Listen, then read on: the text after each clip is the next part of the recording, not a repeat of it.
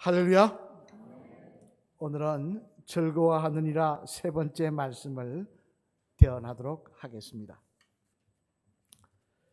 미국에 캔모라고 하는 전자회사가 있습니다. 지금은 냉장고, 세탁기 등 전자제품을 우리 삼성전자처럼 전자제품을 생산하는 유명한 기업입니다만, 그런데 이 캔모라는 회사는 원래 재봉틀을 만드는 회사로 시작하였다고 합니다. 그래서 재봉틀을 만들어서 외판원을 두고 외판원이 방문 판매함을 통하여 장사를 하던 기업이 있는데요. 그런데 이 캔모의 재미난 사실은 외판원 중에 유독 한 명이 다른 사람보다 2배 내지 3배를 팔아가지고 그렇게 실적을 많이 올리더라는 것입니다. 한 해 처음에 외판으로 들어와서는 아는 사람이 있어서 많이 팔았다 할 수 있겠습니다만 2년, 3년을 계속 그렇게 팔아가지고 해마다 판매왕을 차지하니까 이 비결이 궁금한 겁니다. 그래서 하루는 사장님이 그를 불러서 어떻게 그렇게 할 수 있느냐, 어떻게 그렇게 판매를 잘할 수 있느냐 물어보았더니 그 외판원은 빙그레 웃으며 이렇게 대답을 하더라고 합니다. 사장님, 별다른 비결이 있는 게 아닙니다. 저도 다른 사람들과 똑같이 파는데요. 단지 한 가지 차이가 있다면 상품을 팔기 위해 남의 집 앞에 섰을 때 배를 누리기 전에 먼저 제가 결혼할 당시 가장 행복했던 순간을 떠올린다는 것입니다. 그리고는 그 행복했던 순간을 생각하면 자기도 모르게 얼굴에 웃음이 지어지는데 그 표정을 가지고 배를 눌리고 소비자를 만난다는 것입니다. 이렇게 대답을 하더라고 합니다. 여러분, 이 외판은 어떻게 판매왕을 3년이나 할 수 있었던 것입니까? 환하게 웃는 모습을 통하여, 그죠? 기뻐하는 모습을 통하여 자기를 바라보는 소비자의 마음을 열 수 있었기에 1등을 3번이나 할 수 있었던 것입니다만, 근데 그 즐거움 뒤에는 무엇 때문에 그렇게 환하게 웃을 수 있었느냐? 그것은 지난 시절 행복한 생각들을, 행복한 기억들을 떠올림으로 그렇게 즐거워할 수 있었다는 것입니다.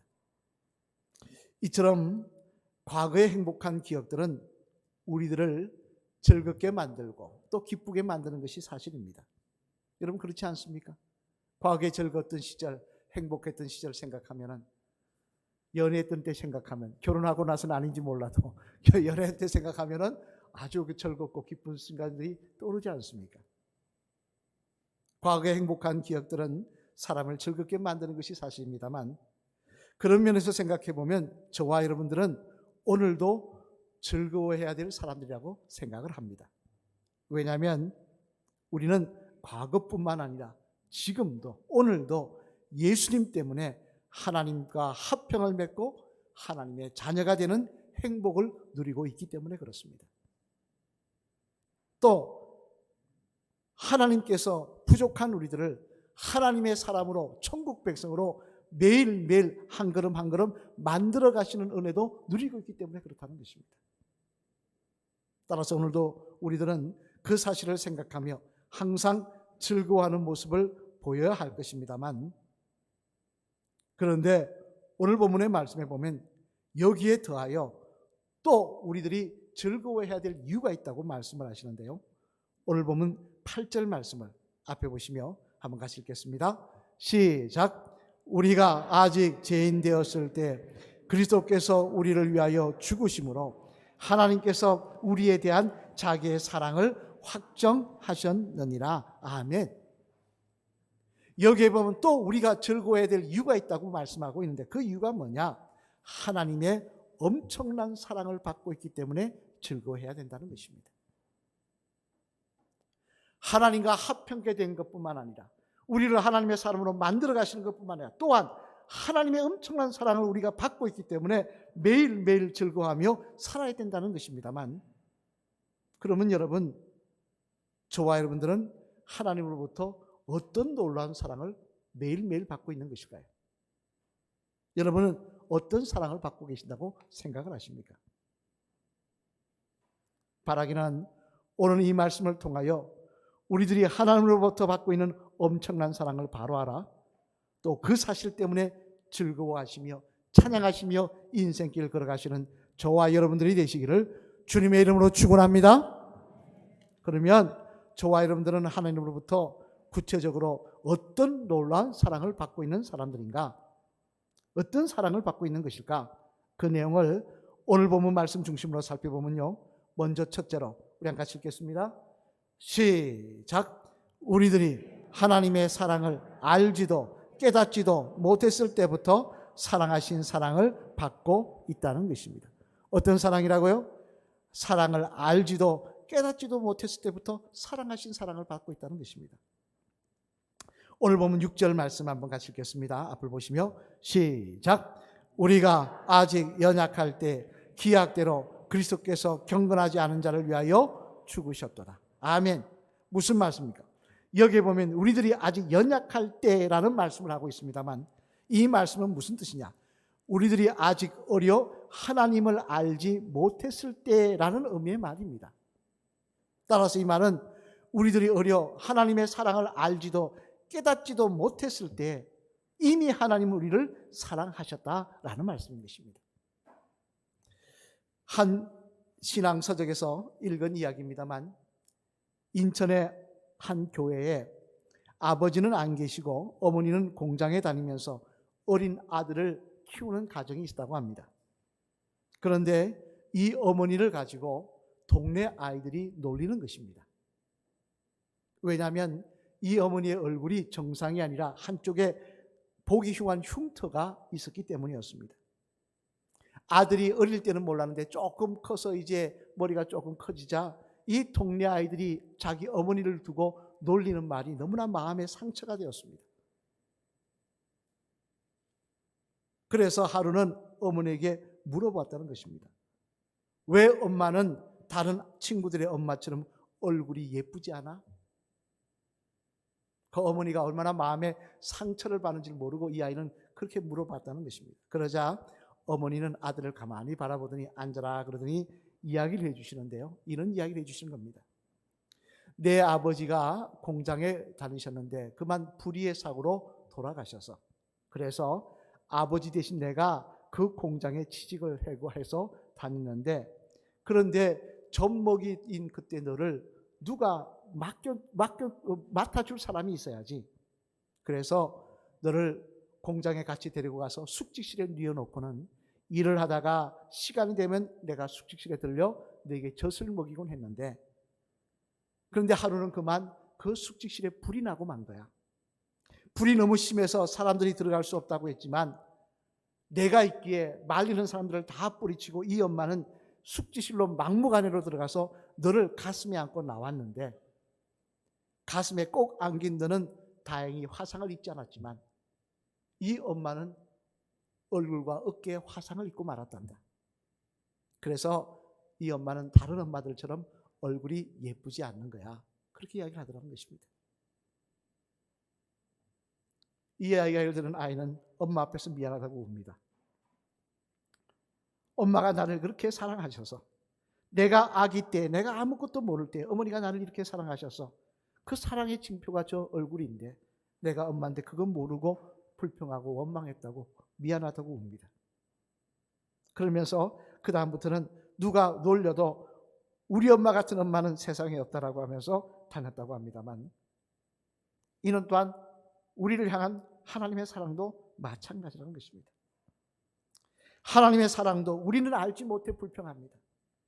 깨닫지 못해 불평합니다만 그러나 이미 하나님은 우리를 이전부터 우리가 하나님을 알기 이전부터 사랑하고 계셨다는 거예요. 이는 당장 성경 말씀 곳곳에 말씀을 통해 전가하고 계시는데 우리 그 중에 한 말씀 한번 같이 읽어보실까요? 요한복음 15장 16절 말씀 앞을 보시며 같이 한번 읽겠습니다. 시작. 너희가 나를 택한 것이 아니요 내가 너희를 택하여 세웠나니 이는 너희로 가서 열매를 맺게 하고 또 너희 열매가 항상 있게 하여 내 이름으로 아버지께 무엇을 구하든지 다 받게 하려 함이라. 아멘. 무슨 말씀입니까? 이 말씀은 다른 말씀이 아니라 우리가 어떻게 하든 하나님을 택한 것이 아니라 살다 보니까 예수님 믿게 된 것이 아니라 하나님께서 이미 우리를 지명하여 택하셨다는 말씀입니다만, 이미 미리 지명하여 부르셨다는 말씀입니다만, 이는 다시 말해 우리가 하나님을 알고 사랑한다고 말하기 이전부터 하나님께서는 저와 여러분들을 미리 사랑하셔서 미리 우리를 기억하셔서 하나님의 사람으로 지목하여 놓으셨다는 것입니다. 여러분, 얼마나 감사한 일입니까? 내 같은 인생 뭐 볼 게 있다고, 볼 것이 있다고 하나님이 미리 사랑하셔서 지목해 놓으셨다니요. 또 요한복음 6장 44절 말씀 보면 이런 말씀도 하십니다. 우리 요한복음 6장 44절 말씀도 같이 한번 읽어보실까요? 시작.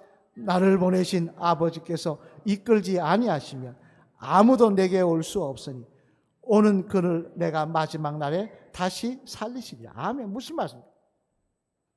이 말씀을 우리를 택하시고 나셔서 이제 우리를 하나님의 사람으로 인도하셨다는 것입니다. 우리를 사랑하셔서 하나님의 사람으로 하나님의 자녀가 될 수 있도록 하나님의 사랑하시는 그 삶을, 예배하는 삶을 살 수 있도록 우리를 한 걸음 한 걸음 인도하셨다는 것입니다. 그래서 하나님을 자유롭게 믿을 수 있는 이 시기에, 또 하나님을 자유롭게 섬길 수 있는 이 대한민국에 태어나게 하셔서, 또 어떤 분은 믿음의 부모님을 만나게 하셔서, 또 어떤 분은 믿음의 아내를, 믿음의 남편을 만나게 하셔서 여기까지 신앙의 길을 걸어오게 하셨다는 것입니다. 여러분, 누누이 말씀을 드립니다만 우리가 하나님을 믿게 되고 인도하신 것, 하나님의 은혜가 아니면 불가능한 일입니다. 만약에 하나님께서 저와 여러분들을 저 북한 땅에 태어나게 하셨으면 어떻게 됐겠습니까? 김정은이가 하나님인 줄 알고 김일성이가 하나님인 줄 알고 있는 저 땅에, 그 김일성이 아닌 다른 신을 섬기면 죽이는 저 땅에 우리가 태어났으면 하나님의 자녀가 될 수 있었겠습니까? 저 중동에 지금도 이슬람 지역에서는 예수님 믿고 하나님 믿는 사람을 잡아다가 목을 잘라 참수해서 죽입니다. 작두로 목을 잘라 죽입니다. 그런 지역에 우리가 태어났으면 우리가 하나님의 자녀가 될 수 있었겠습니까? 또 시기만 해도 그렇습니다. 만약에 하나님께서 우리들을 조선시대나 고려시대나 고조선시대에 태어나게 했다면 여러분이 우리가 하나님의 자녀가 될 수 있었겠냐 말씀입니다. 솔직히 말해 우리가 태어나는 시기와 태어나는 나라와 우리들의 부모님은 내 마음대로 정할 수 있는 것이 아니지 않습니까? 하나님이 정하시는 거 아니겠습니까? 하나님이 우리를 택하셔서 그렇게 사랑하셔서 하나님을 자녀로 섬길 수 있는 이 시기에 태어나게 하시고 우리의 삶을 교회로 인도하여 주시더라는 것입니다. 그래서 자신의 삶을 돌아보며 이 사실을 깨달은 사도 바울은요, 에베소서 1장 3절 4절 말씀에서 이렇게 고백을 하고 있는 것입니다. 우리 에베소서 1장 3절 4절 말씀 앞을 보시면 같이 읽겠습니다. 시작. 찬송하리로다 하나님 곧 우리 주 예수 그리스도의 아버지께서 그리스도 안에서 하늘에 속한 모든 신령한 복을 우리에게 주시되 곧 창세전에 그리스도 안에서 우리를 택하사 우리로 사랑 안에서 그 앞에 거룩하고 흠이 없게 하시려고. 아멘. 바울이 뭐라고 고백하고 있습니까? 옛날에는 몰랐습니다. 자기 잘난 맛으로 대단한 줄 살았지만 아니더라는 것입니다. 하나님께서 자기를 사랑하셔서 믿음의 자녀로 불러주시고 이 자리에 있게 하셨다는 것입니다. 근데 그 사랑이 언제부터이냐? 내가 알기도 못, 창세전부터 나를 사랑하셔서 택하신 은혜를 허락하여 주셨다는 것입니다. 또 이사야 49장 16절 말씀에도 보면요, 이사야 선지자도 이렇게 말씀하십니다. 이 말씀도 같이 한번 읽겠습니다. 시작. 내가 너를 내 손바닥에 새겼고 너의 성벽이 항상 내 앞에 있나니. 아멘. 무슨 말입니까? 우리가 하나님을 알지도 못했을 때 하나님은 우리의 이름을 하나님의 손바닥에 새기셨다는 것입니다. 저는 이 말씀을 읽을 때마다 제 마음이 벅차오름을 느낍니다. 내가 무엇이라고 하나님의 손바닥에 제 이름을 새기셨습니까? 내가 무엇이라고 하나님께서 내 이름을 손바닥에 새기시고 사랑한다고 말씀하시고 계십니까? 하나님은 그렇게 우리를 사랑하셨습니다. 심리학자 마틴 셀리그만이라는 사람이 있습니다만 그는 그의 글에서 이런 이야기를 했습니다. 삶을 우울해하고 비판적인 사람의 심리 상태는 자신이 사랑받지 못하고 있다는 생각이 그 밑에 깔려 있다 그랬습니다. 삶이 우울하다고 비판적이고 뭐 남을 좋은 점 못 보고 안 좋은 점만 바라보고 까는 데는 자기가 사랑받지 못하고 있다는 생각이 강하게 깔려 있다는 것입니다. 그러나 여러분, 저와 여러분들은 그런 사람이 아닙니다. 우리는 이미 태어나기 전부터 하나님으로부터 사랑을 받고 있는 사람이고, 지목하여 정하시는 사랑을 받고 있는 사람이고, 우리의 이름을 하나님의 손바닥에 새길 정도로 사랑을 받고 있는 사람들입니다.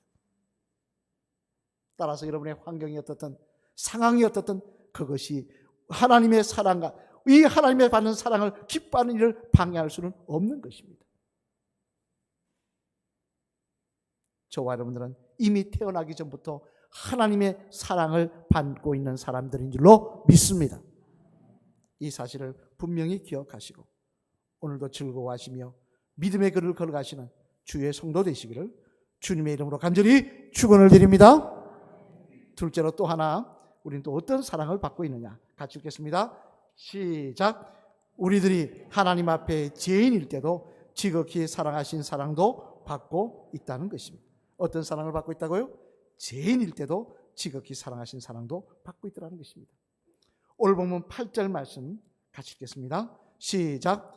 우리가 아직 죄인 되었을 때 그리스도께서 우리를 위하여 죽으심으로 하나님께서 우리에 대한 자기의 사랑을 확정하셨느니라. 아멘. 무슨 말씀입니까? 우리들이 그렇게 택하여 주시는데도 불구하고 하나님의 마음에 합하지 않고 죄인의 삶을 살 때도 하나님께서 우리들을 사랑하셔서 그 사랑의 증거로 하나님의 독생자 예수 그리스도를 보내시어 십자가에 죽게 하셨다는 것입니다. 인도네시아에 가면 이리안 자야라고 하는 정글이 있습니다만 이 정글에서 식인종들을 대상으로 선교하던 돈 리차드슨이라는 선교사님이 있는데요. 그가 쓴 숙인 화의 아들이라는 책이 있는데 그 책에 보면 이런 내용이 나옵니다. 선교사님이 이곳에 가서 이들 식인종을 선교하기 위해 이들의 풍습을 가만히 살펴보았는데요. 아주 재미나고 특이한 풍습이 있더라는 것입니다. 그게 뭔가 하니 서로 부족끼리 싸우다가 한 부족이 지게 되면은 승리하게 된 부족에게 뭘 하느냐? 이게 지게 되면은 이 식인종이기 때문에 다 잡아서 죽여버리고 잡아먹는다는 거예요. 모든 그 부족민들을. 그렇기 때문에 그걸 막기 위해서 어떻게 하느냐? 패배하게 된 부족의 족장이 자신의 큰 아들을 상대방 부족에게 내어준다는 겁니다.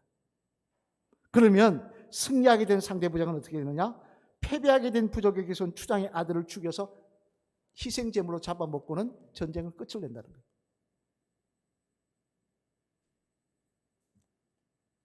기가 막힌 이야기지 않습니까? 예?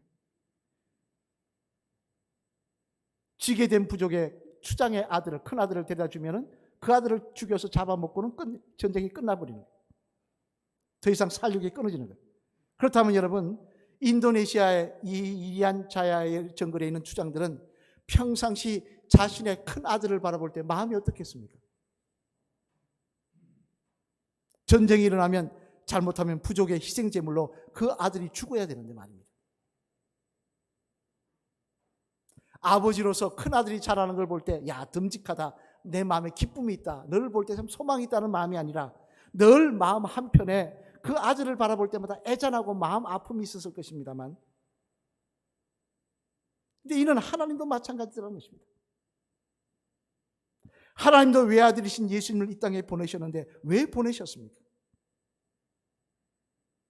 여러분이 잘 아시는 대로 이 예수님을 십자가상에서 죽이시기 위해서 보내셨다는 것입니다.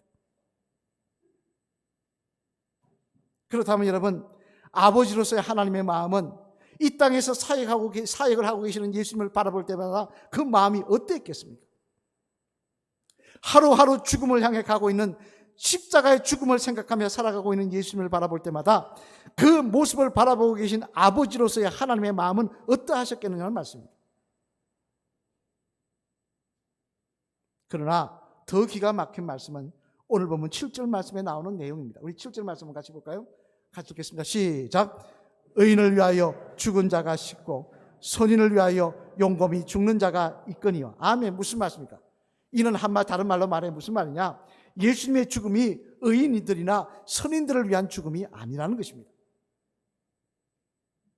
앞에서 말씀한 인도네시아 이리안 자야의 식인종 추장 아들은 그래도 전쟁에 참여하지 않은 어린아이들과 부녀자와 노인들을 어떻게 보면 억울한 부족민들을 살리기 위해 희생한다는 명분이라도 있었습니다.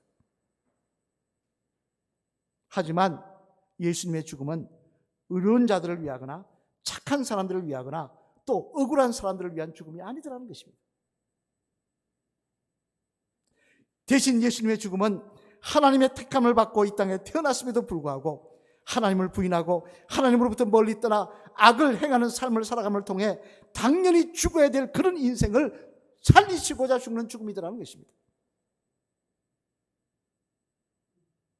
그렇다면 너무나 큰 희생을 담당하시는 예수님은 얼마나 기가 막히겠습니까? 그런 희생을 감당할 가치조차 없는 사람들을 위해서 죽어야 한다는 말입니다. 그런데 하나님은 그렇게 계획해 놓으시고 그렇게 추진하시다는 거예요. 그렇게 아들을 죽음을 향해 한 걸음 한 걸음 걸어가게 하시더라는 거예요. 그럼 왜입니까? 왜 그렇게 엄청난 고통과 희생을 하나님과 그 아들 예수님은 감당해야 되셨던 것입니까? 이에 대해 오늘 보면 8절 말씀에 보면 이렇게 말씀하십니다. 우리 한번 8절 말씀 다시 한번 읽어보실까요? 시작. 우리가 아직 죄인 되었을 때 그리스도께서 우리를 위하여 죽으심으로 하나님께서 우리에 대한 자기의 사랑을 확정하셨느니라. 아멘. 무슨 말씀입니까? 이는 그처럼 죄인이 되었는데도 불구하고 그처럼 하나님의 마음을 아프게 하는데도 불구하고 그럼에도 불구하고 저와 여러분들을 하나님께서 사랑하시기 때문에 그렇다는 것입니다. 아무것도 볼 것 없고 그 오직 죄와 허물뿐인 인생을 그것이 무엇이 귀하다고 하나님 사랑하시기 때문에 그 하나님의 아들을 죽음으로 한 걸음 한 걸음 걸어가게 하셨다는 것입니다. 그래서 이 사실을 깨달은 사도 바울은요, 로마서 8장 39절 말씀에서 이렇게 고백하고 있는 것입니다. 우리 이 말씀 한번 같이 읽어보실까요? 시작. 높음이나 깊음이나 다른 어떤 피조물이라도 우리를 우리 주 그리스도 예수 안에 있는 하나님의 사랑에서 끊을 수 없으리라. 아멘. 무슨 말씀입니까? 하나님께서 우리들을 얼마나 사랑하시는지 그것은 죄인을 위해 돌아가신 저 십자가를 바라보면 알 수 있습니다. 그리고 그 사랑이 얼마나 귀하고 놀라운지 세상 그 무엇도 어느 누구도 끊거나 변절하게 할 수 없을 정도로 강한 것이라고 말씀하고 있는 것입니다. 여러분, 저와 여러분들은 이런 하나님의 놀라운 사랑을 받고 있는 사람들이라는 사실을 우리들이 분명히 알아야 될 줄로 믿습니다.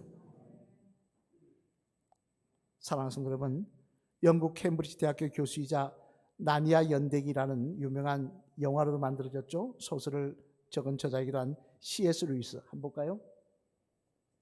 이렇게 생긴 분입니다만 이분이 나니아 연대기라는 책을 적었고 또 캠브리지 대학교의 교수이기도 한 C.S. 루이스라는 분입니다만 이분은 이런 말을 평상시 했다고 합니다. 예수님을 믿는 사람들에게 있어 기쁨은 소문자가 아닌 대문자로 표현할 수 있는 기쁨이다. 소문자의 기쁨은 상황에 따라 바뀔 수 있지만 대문자의 기쁨은 이것은 절대적인 기쁨이라는 거예요.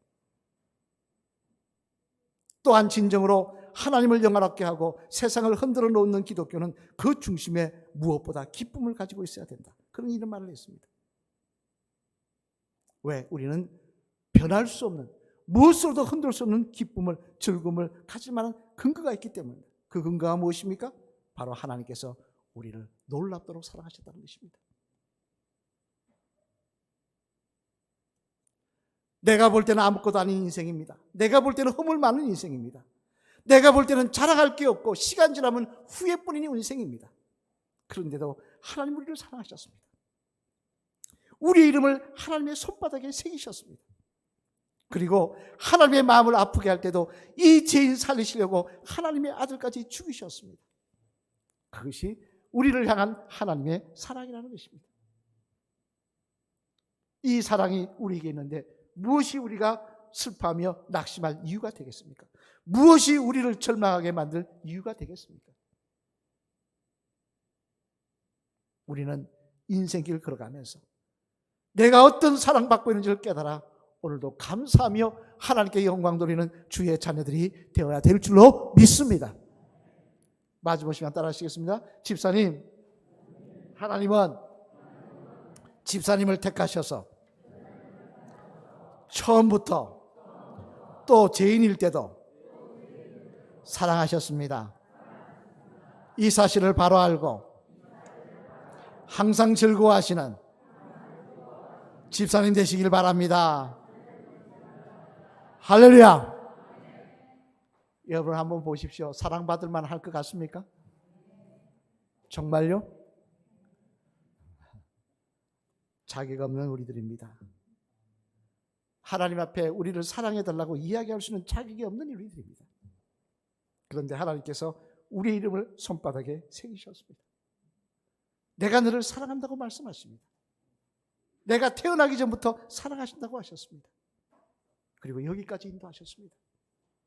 그리고 죄인 되었을 때도 우리를 위해 하나님의 아들까지 죽이시며 사랑하셨습니다.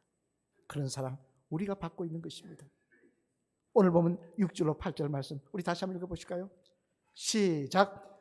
우리가 아직 연약할 때 기약대로 그리스도께서 경건하지 않은 자를 위하여 죽으셨도다.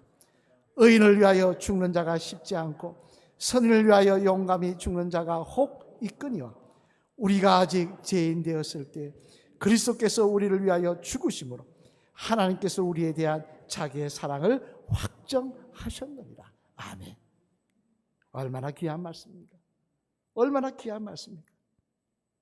아직 죄인 되었을 때도 그리스도께서 우리를 위해 죽으심으로 하나님께서 우리를 얼마나 사랑하신지를 보여주셨다는 것입니다.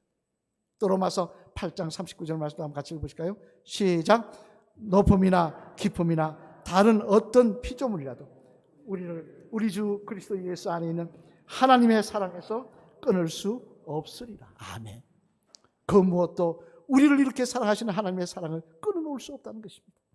여러분, 오늘도 하나님은 이런 사랑으로 우리를 바라보고 계신 줄로 믿습니다.